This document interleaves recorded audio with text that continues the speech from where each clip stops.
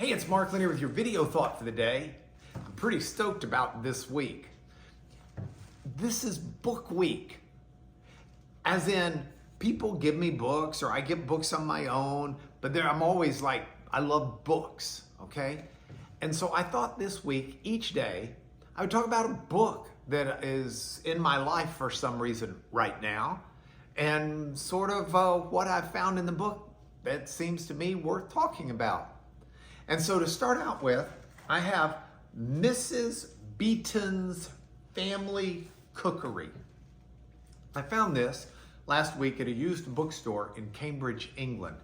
And Mrs. Beeton's Family Cookery, this is an edition that was put out around 1930, the 1920s to 30s. Her original stuff was back in the 1800s. I think 1865 is when she put out like a first edition or something. And this is a British woman who started working on this when she was just 21, and she was trying to put together basically everything that a young bride might need to know about running her house and cooking. So I love old cookbooks. So I found this, I thought, hey, I'll give this a look. And so I got it and I started reading about it.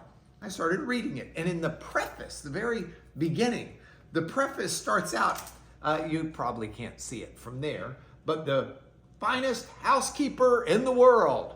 And it quotes Sir Arthur Conan Doyle, as in Sherlock Holmes, who said basically that Mrs. Beeton must have been the finest housekeeper in the world. Therefore, Mr. Beeton must have been the happiest and most comfortable man. I don't know about that, but I thought it was interesting. So says the author of Sherlock Holmes.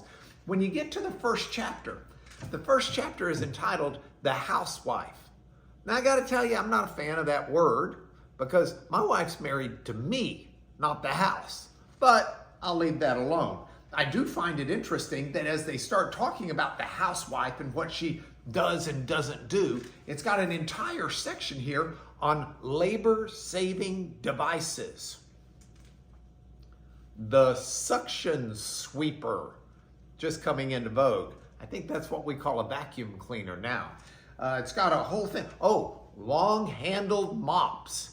Yeah, that's a labor-saving device for sure. Who wants a short-handled mop? They have a wringing machine for when you're washing clothes.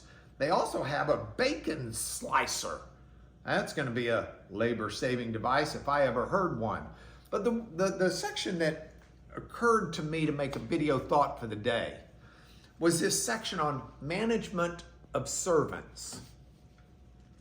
Fascinating. Just assumes that you're going to have a servant, though it does say in fairness that a lot of times you used to have 3 or 4 and sometimes people can only afford 1. But it says when you have a servant, be firm, strict, yet kind and thoughtful for your servants, and they should respect you and carry out your wishes. I found that interesting because we don't talk about servants and use that terminology today, but it is very biblical terminology. I mean, we are called servants of God, and the Bible speaks of servants. Old translations use the word slave, but it's the same idea as a servant. The slaves, it's not to be confused with the slavery of America's sordid past. But the idea of a servant is very much the idea that applies to all of us now, because everybody works for somebody.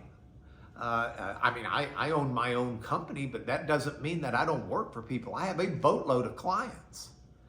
And the way we treat people in business, industry, and relationships is an absolutely core biblical idea. We should treat everyone with respect, even if they work for us, just as those people we work for, we hope would treat us with respect.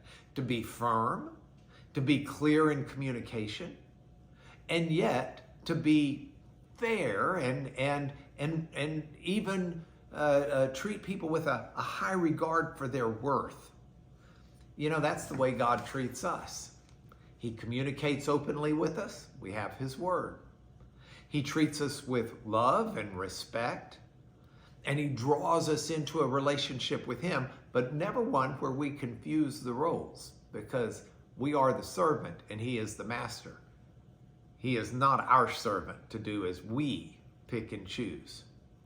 So I love this book. I haven't made it through all the recipes yet, though there are some really killer recipes in here.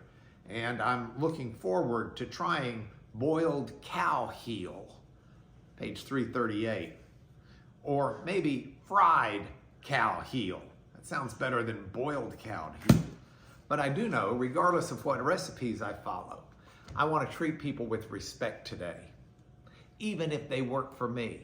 And I want to be treated with respect by those people I work for. It's your video thought for the day.